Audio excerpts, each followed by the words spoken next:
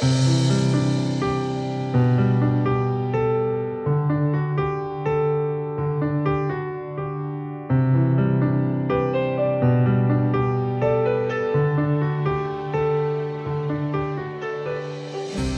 I'm James Maxwell and I'm one of the staff horticulturalists here at Rogers Gardens, and today I'm going to talk about specimen cacti and succulents. Specimen cacti and succulents are great for containers and great also for the ground. They're generally quite popular because they're easy to grow, don't need an awful lot of water, and generally don't need much fertilizing, so very little care needed. I'm going to talk about 4 different cacti and succulent today, 4 of them being some of my favourites. I'm going to start from the largest growing down to the smaller of the group. So the first plant I'm going to talk about is mcdougalii, which is actually in the agave family. It's native to Mexico. It will reach 20 to 25 feet in its natural setting. I've seen them as big as 10-15 feet in the local landscape. Very, very drought tolerant. Once established, doesn't need any supplemental water, will thrive on all natural rainfall alone. It does form a trunk eventually. The trunk will be 10 feet and then the head will be 5 to 10 feet by about 8 feet wide. Stunning architectural specimen plant in any low water or drought tolerant desert styled yard. The second plant I'm going to talk about is Cereus peruvianus, which is this plant here, commonly known as Peruvian apple or night blooming cereus.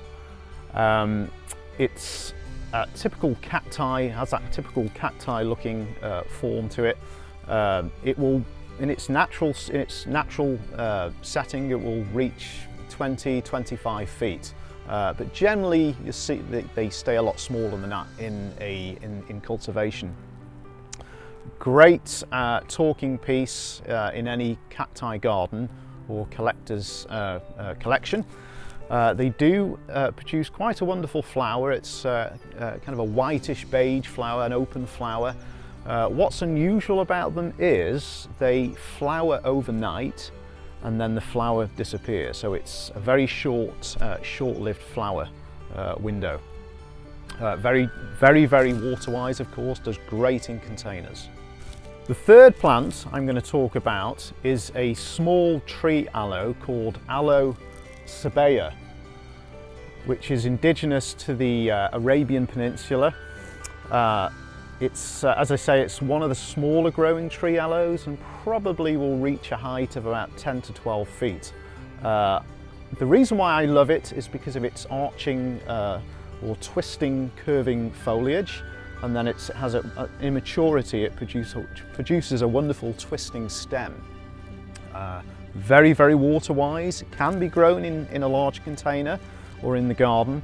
Once again, once established, does not need any supplemental water, will thrive on natural rainfall alone.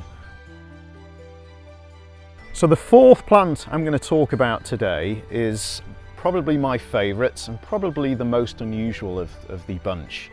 It's called Myrtillocactus crests, and it's this little beauty in front here. It really comes into its own as it ages and matures.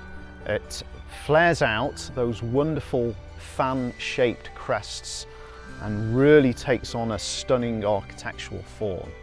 Really makes a great talking piece at any social gathering or party.